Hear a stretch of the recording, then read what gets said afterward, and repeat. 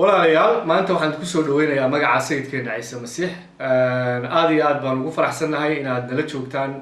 oo aad noo timaadaan mar kale waa maalin qaali ah waxaan u dabaaldegaynaa dhalashadii sayidkeena ciise masiix waxaan xasuustaa heestii uu qaaday walaalkeen cabdiqaadir mursal oo hadda jannada ku jira aynu madiixno oo aynu murweyno masiixeenu maalintii dhashay weeye marka waxa weeye aada iyo aad ayaan idin soo dhaweynayaa oo idinku salaamayaa farxad inta aanan bilaabin barnaamijkeena waxaan doonayaa inaan marka hore aan inoo duceeyo ilaah waxaanu kaaga mahadinaynaa maanta maalintan qaaliga ee uu dhashay sayid ciise masiix oo ahaa hadiyadii ugu qaalisanayd ee aada bini aadanka siisay waxaanu ilaahu kaaga mahadinaynaa inaanu hadiyadaada haddaanu masiixiinahay aanu garanay oo aanu kaa aqbalay kuwa aan kaa aqbalinna waxaanu ilaahu kaa baryaynaa inaad garansiisid oo aada awoodsiisid inay aqbalaan hadiyadan si ay u lahaadaan nolosha weligeeda ilaah waxaan kaa baryayaa intaan barnaamijka ku jiro inaad isiisid xidmad oo aan awoodo inaan dadka fahansiiyo waxa aan doonaya maanta inaan la qaybsado intaa waxaan kugu weydiisanayaa sayidkeena ciise masiix aamin run ahaantii walaalayaal barnaamijkan gaaban kuma soo koobi karno dhalashadii sayid ciise masiix waayo dhalashada sayid ciise masiix runtii taariikh aada iyo aada u dheer bay ayay leedahay waa mid dramatica ama aada iyo aada u ballaaran oo u qoto dheer macnaheedu waa mid laga soo abaabulay samada xagga ilaahay laakiinse ka dhacday adduunkan waa mid laga sii waxyooday waa mid ay ka qayb qaateen malaa-igo iyo bini aadam kuwo bini aadam caadiya kuwo boqorro ah kuwo faqiira iyo bini aadan shisheeye ah marka waxay ahayd local iyo international labadaba way ahayd marka dhalashada ciise masiix aada iyo aada bay u ballaaran tahay waxaa ka bogan kara uun qofka bibleka ka akriya sidii ay u dhacday laakiinse barnaamijkan maanta waxaan doonayaa xoogaa dhowr qodob inaan inoo taabto oo dhalashada ciise masiixa oo ah kuwa aynu xilligan ay tahay inaynu xasuusano midda muhiimadda ah ee aan doonayo inaan halkan idinkala qaybsado waxaa weeye dhalashada ciise masiix ma aha sida maanta adduunka aan ilaahay aqoon oo ay ugu dabaaldegaan waxaa laga dhigay dhalashadii ciise masiix mid baayac mushtara kambaniyada waaweyn ee adduunku ay magaranaysaa aada iyo aada uga faa-iidaan hadiyado la isi siiyo maxaa la yihahdaay kuwa qaarkood inay siyaalo khaldan u dabaaldegaan khamri cab barting iyo waxyaalo runtii dadka ilaahay ka dheereynaya laakiin kuwa iyaga masiixiyiinta garanaya dhalashada ciise masiix waxay ka dhigan tahay waqtigan waxaanu runtii aada iyo aada ugu qaadanaa inaanu ilaahay ammaano oo aanu weyneyno oo aanu ku ammaano ciise masiix inuu noo soo diray si uu dembiyadeyna inuga badbaadiyo marka soomaali badan ayaa garanaya waxa ay dhalashada ciise masiix runtii ay ka dhigan tahay totally bibleka haddaad ka akrididna maanta sida loogu dabaaldego iyo waxay ku saabsan tahay iyo magaranaysaa dadku ay ka dhigeen ma aha waxay ahayd simple message ruuxiyana haysa marka waxa weeye taa waa in la ogaado marka ugu horeysa waxaan doonayaa dhowr meelood oo bibleka inaan dhalashada ciise masiix nooga akriyo ta koowaad aan akriyaya waxa weeye Matayos cutubka koowaad aayadaha 18 ilaa 25 oo sidan odhanaya dhalashadii ciise masiix sidan ay ahayd kolkii hooyadiis maryam u doonanayd yuusuf intaanay isu iman waxaa la arkay iyadoo ruuxa quduuska ka ureysatay. ninkeedu yuusuf wuxuu ahaa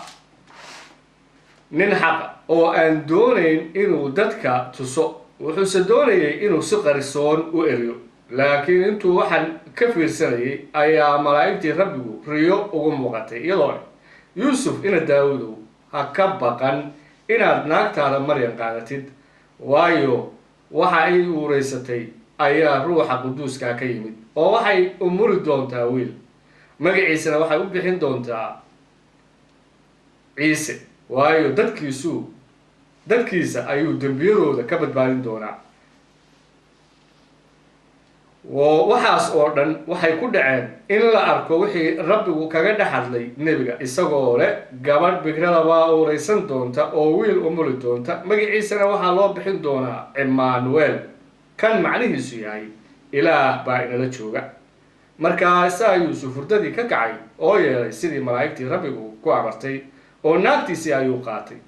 uma uusa tegin iyada ilaa ay wiil umushay, oo wuxuu magaciisa u baxshay ciise.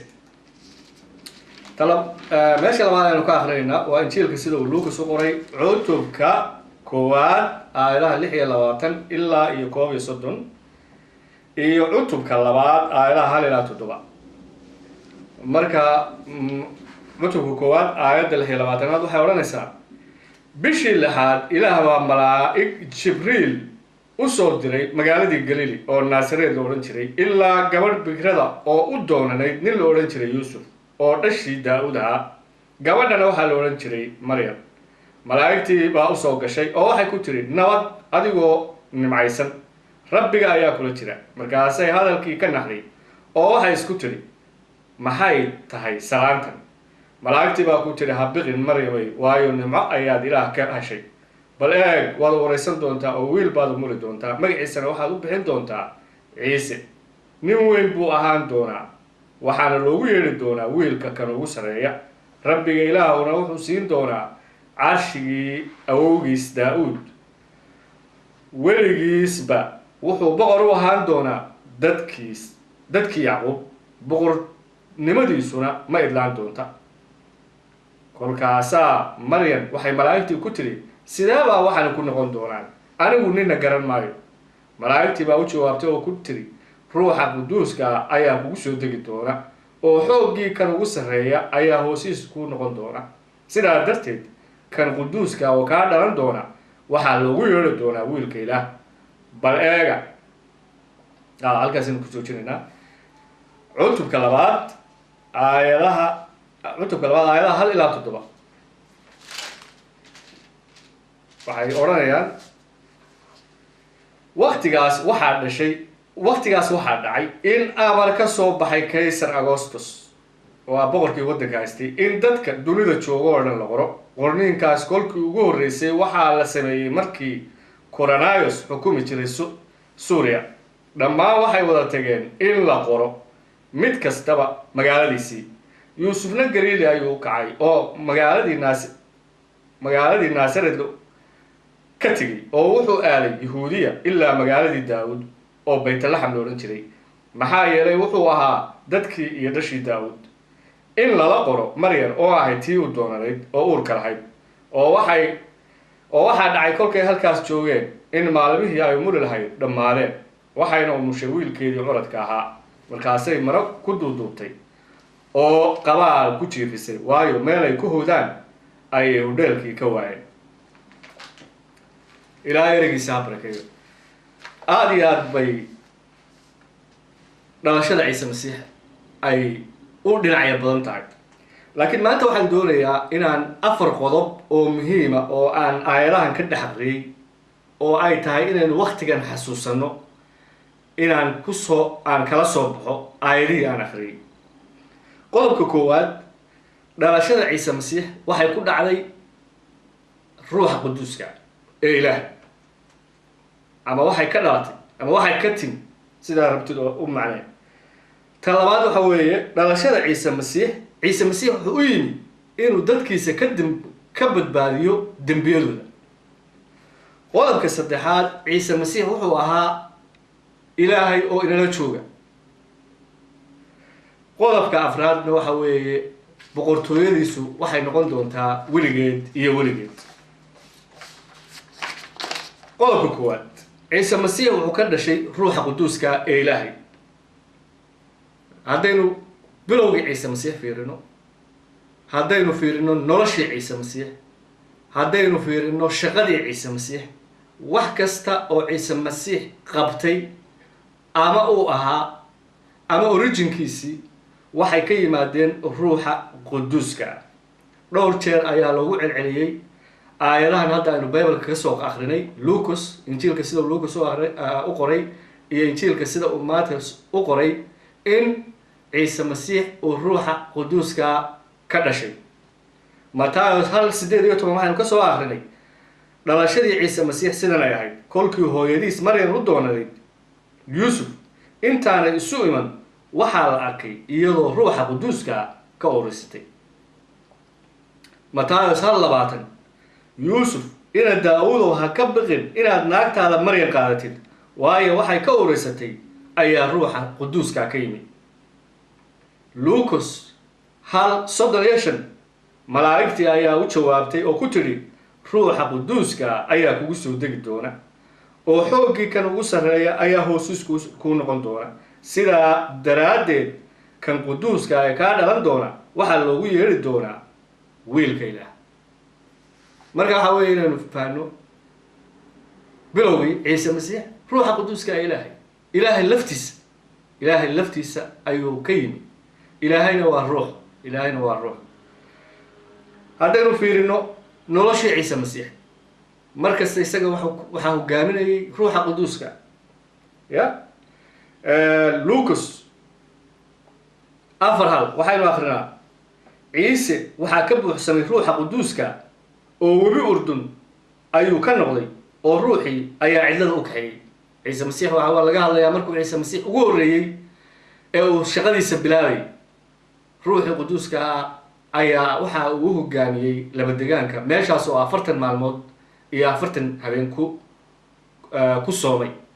oo markii dambena uu shaydaanku ku dibindaabiyey, laakiinse uu shaydaanka kaga adkaaday. markii ugu horreysay ee ciise masiix macbudka yimi ee uu introductionka ama barashada iyo waxa ay shaqadiisu ku saabsan tahay dadka u sheegayay ee uu qaatay qorniinka akhriyay, wuxuu yidhi sida ku qoran Lucas 4:18 iyo 19, ruuxii rabbiga ayaa i dul jooga, waayo wuxuu ii subkay inaan war wanaagsan masaakiinta ku wacdiyo. wuxuu ii soo diray inaan kuwa xidhan furniinimada ogeysiiyo, iyo inaan kuwa indhaha soo celinta araggooda, iyo inaan kuwa nabaraysan soo furfuro, iyo inaan dalka ogeysiiyo sanada qaabilaada rabbiga. waxyaalahaas oo dhan na ciise masiix ilaa iyo hadda markii uu joogayna wuu sameeyey, ilaa iyo haddana wuu samaynayaa, isagoo isticmaalaya kuwa aaminsan ee ruuxiisa uu ku riday. xataa dhimashadiisii ciise masiix wuxuu yidhi, aabbow gacmahaaga ayaan ruuxaaga u dhiibayaa. goortaasuu wuxuu yidhi, goortuu waxaas yidhi ayuu ruuxii bixiyey. Lucas 3:46 taasi waxay tusaysaa in jidhkii ciise masiix uu ahaa un tool ama wax ama alaab uu ilaahay ruuxiisu ku jiray oo uu inaga inagu dhex yimid oo adduunka kaga shaqaynayay. ruuxaas ciise masiix ee uu bixiyey oo weli nool oo ilaahay la jooga, oo ilaahay mid la-a sidii uu weligiis ilaahay midka ula ahaa. taasi waa midda koowaad ee ah inuu bilowgii noloshii, shaqadii, dhammaadkii iyo xataa jiritaanka hadda oo ciise masiix dhammaantood ay yihiin ruuxa quduuska ee ilaahay ama ilaahay laftiisa ay ka yimaadeen. waxaana talabaad aynu halkan maanta kusoo qaadanayna waxaa weeye dadkiisa ayuu dembiyadooda ka badbaadin doonaa. Matthews 1:21 waxaynu ka soo akhrinay iyadoo Maryam lagu yidhi waxay umuli doontaa waa yuusuf markii lala hadlay waxay umuli doontaa wiil magaciisana waxaad u bixin doontaa ciise waayo dadkiisa ayuu dembiyadooda ka badbaadin doonaa waa muhiim way saalan tahay runtii way saalan tahay in la yidhaahdo ciise masiix dadkiisa ayuu dembiyadooda ka badbaadin doonaa ama ka badbaadinaya hadal bilaa macnaha waa la iska odhan karaa laakiinse waxaynu arkaynaa meelo badan oo injiilka oo ciise masiix dembiyada ku saamaxay oo toos ugu saamaxay lucas 7 haddaynu fiirino injiilka sida lucas u qoray 7:46 ilaa 50 waxaan ka akrinaa wuxuu iyada ku yidhi markuu naagtii la hadlayay dembiga lahayd ciise masiix uu naagtaa la hadlayay ee uu dembi dhaafay wuxuu iyada ku yidhi dembiyadaadii waa cafiyan yihiin kuwii cuntada ula fadhiyey waxay bilaabeen inay isku yidhaahdeen yuu yahay kan dembiyo cafiya haddana marcos 2:1-10 markii loo keenay ninkii curyaanka markii loo keenay si uu u daaweeyo ama uu bogsiiyo ciise masiix wuxuu ku yidhi wiilkow dembiyadaadu waa cafiyan yihiin laakiinse halkaa waxaa joogay qaar culimada oo iska fadhiyey oo qalbiyadooda ka fikirayay oo waxay ku yidhaahdeen ninkani muxuu sidan ugu hadlayaa wuu caytamayaa ayaa dembiyo cafiyi kara ilaah oo keliya maahe kolkiiba ciise ruuxiisu ka ogaaday inay sidaas qalbiyadooda kaga fikirayaan oo wuxuu ku yidhi maxaad waxaan qalbiyadiinna uga fikiraysaan iyo ma hawl yar in curyaanka lagu yidhaahdo dembiyadaadu waa cafiyan yihiin ama in lagu yidhaahdo kac oo sariirtaada qaado oo soco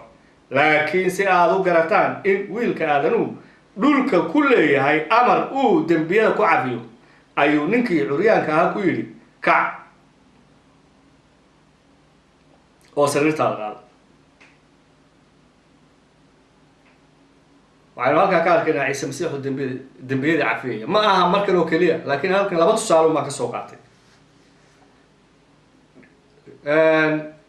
dhimashadiisii uu isku tallaabta ku dhintay ee uu u dhintay sidii allabari ee uu dembiyadeena uu u dhintay ayaa ahayd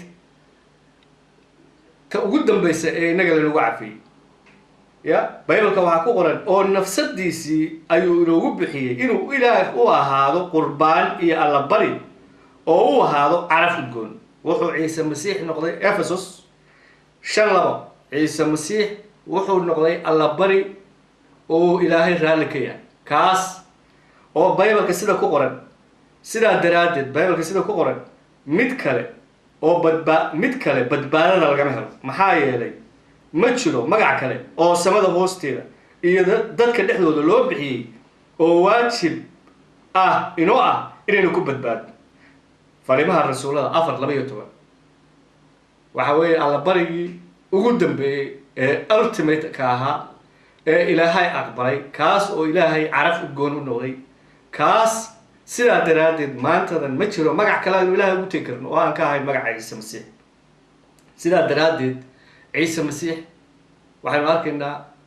inuu dembiyada cafiyey markuu noolaa inuu tusay inuu awood iyo authority u leeyahay inuu dembiyada cafo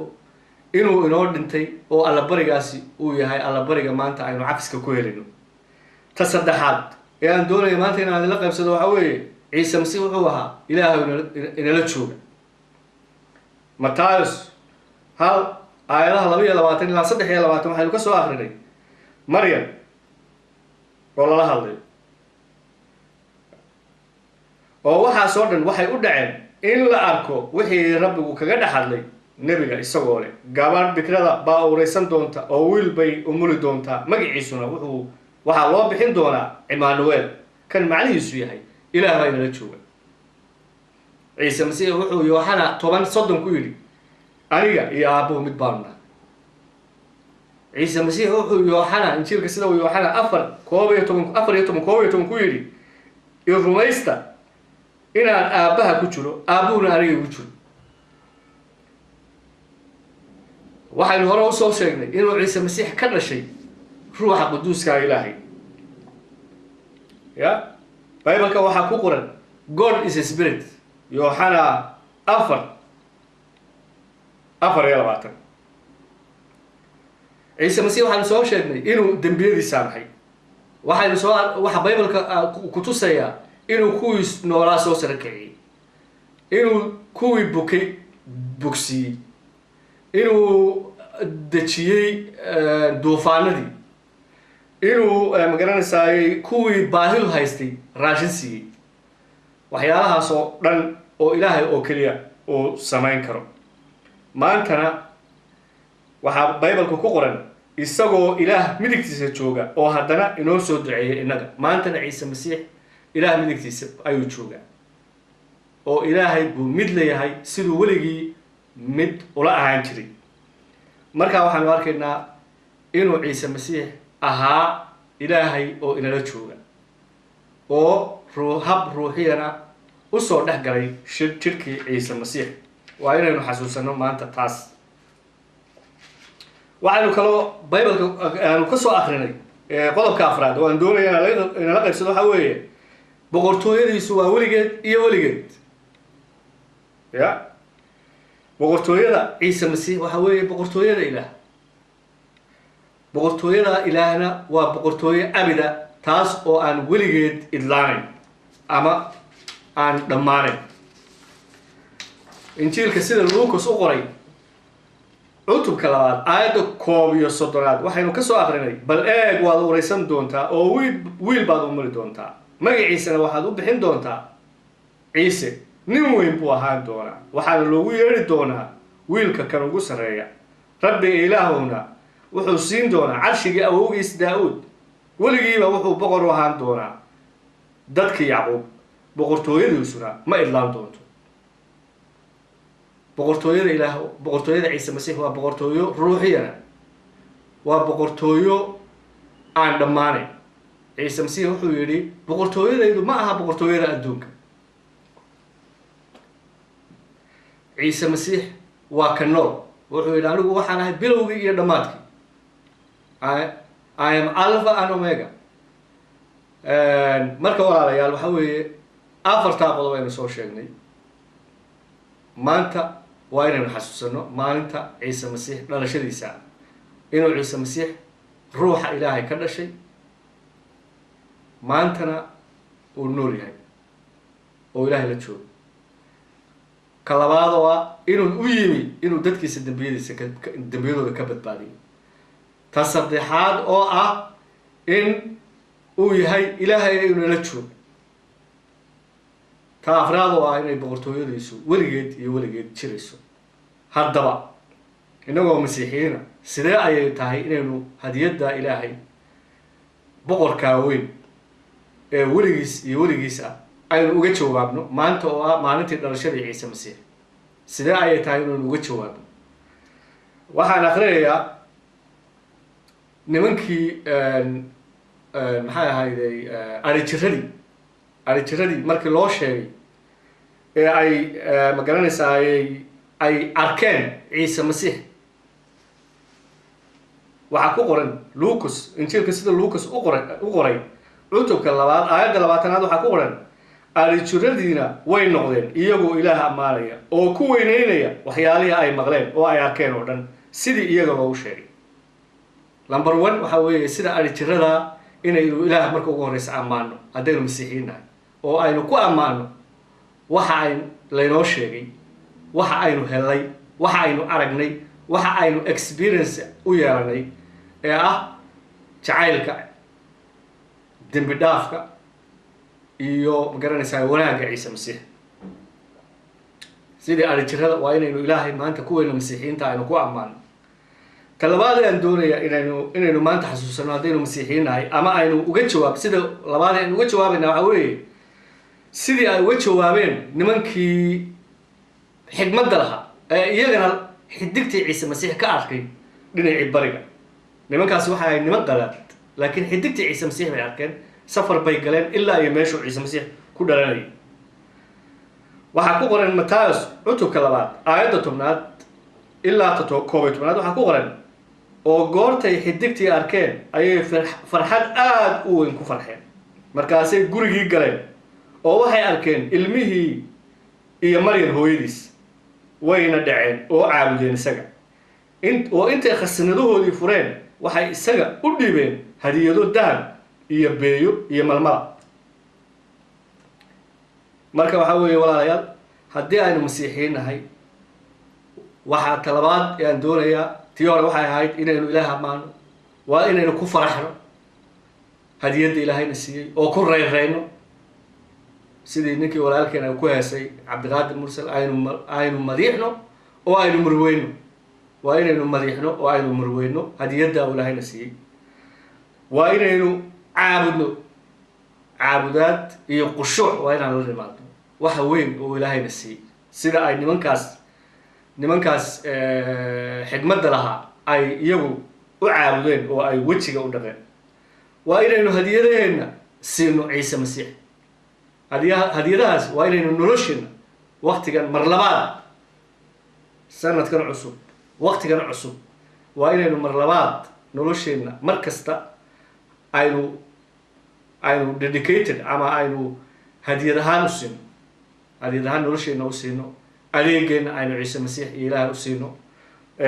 waa inaynu magaranaysaa nolosheena u fadhno waxqabadkeena waa inaynu ilaahay u hadeyno marka waxaan ilaahay ka baryayaa kuweyna masiixiyiinta inaynu ilaahay ammaano inaynu ilaahay ku faraxno waktigan inaynu caabudno ilaahay inaynu qalbigeena hadiyad ahaan ilaahay u siino oo isaga u adeegno shaqo kasta oo aynu qabanayno wax kasta oo aynu samaynayno ilaah may ahaato haddii mid macallin yahay mid hadduu doctor yahay mid hadduu magaranaysaa dhulka xaaqo mar kastaba wax kasta oo aynu samayno waxa weeye ciise masiix waa inaynu u adeegno waktigan kuwa aan masiixa rumaysnayn hadiyadda ilaahay weli waa furan tahay hadiyadda ilaahay weli waa furan tahay waana qof walba oo aqbalana waa lagu soo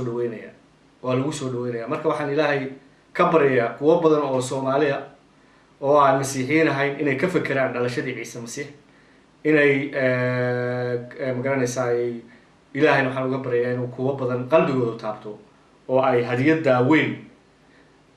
iyada la-aanteed aan nolosha weligeeda la helin ay aqbalaan si ay ilaahay xidhiir fiican ugula yeelan doonaan marka ilaahay waktigan dhalashada ciise masiix waxaan waddanka soomaaliya iyo dadka soomaaliyed ilaahay uga baryayaa inay nabad helaan inay iscafiyaan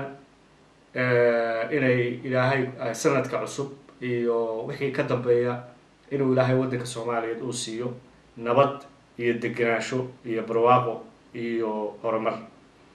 waxaad ku mahadsantihin walaalayaal maanta inaad dhegeysanayseen waxaan ilaahay ka baryayaa inuu aan maanta idiin sheegay wax qalbiyadiina magaranaysaa nasteexo u noqda waxaan idinku mahadinayaa inaad nala joogteen haddana aanu ducaysano ilaah waxaanu kaaga mahadinaynaa wanaagaaga ilaah waxaanu kaa mahadinaynaa jacaylkaaga weyn inaad adigu noo timi oo na dhex timi si aad noo badbaadiso waayo bibaleka waxaa ku qoran nin walba jidkiisuu raacay oo waxay noqdeen sidii ido aanana jir lahayn ilaahu adigaa na soo ururiyey adigaa na dhex yimi adigaa naga badbaadiyey ciqaabtii weligeed ahayd adigaa na siiyey nolol weligeeda oo nagu siiyey sayid ciise masiix ka nool ee soo noqonaya ee boqortooyadiisu ay tahay abadiyan iyo abadiyan waxaan ilaahu kaa baryayaa soomaalida masiixiyiinta meel kasta ay joogaan inaad barakadaysid inaad waktigan kuwa dhibaatadu haysato aad dhibaatada ka saartid kuwa meelaha kala jooga ilaahay oo aan dhibaatadu haysan inay walaalahooda ay dhibaatadu haysato ay ka fikiraan inaad cafis dhex dhigtid inaad jacayl dhex dhigtid inaad garansiisid mar labaad sanadkan cusub iyo ciidan masiixa hadiyadda waa weyn ee ay haystaan inaad dhiirigelin ku siisid inay hadiyadda aanay keligood meel ku xidhan ee ay la qaybsadaan kuwa kale aan weli hadiyadda haysan waxaan ilaahu intaa kugu weydiisanayaa magaca sayidkeena ciise masiix aamin